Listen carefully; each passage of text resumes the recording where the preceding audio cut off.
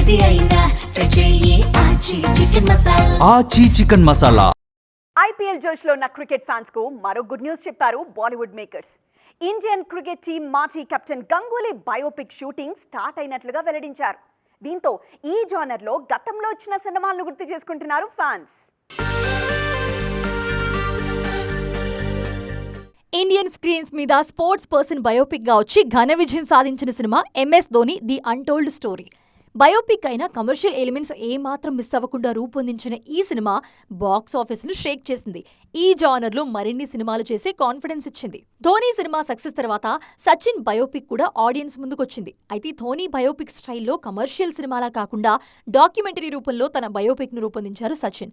దీంతో ఈ సినిమాకు సంబంధించి కమర్షియల్ గా పెద్దగా బజ్ లేదు. మెన్ క్రికెట్ నుంచి కాదు, విమెన్ క్రికెట్ నుంచి కూడా కొన్ని కథలు వెండితెర మీదకొచ్చాయి.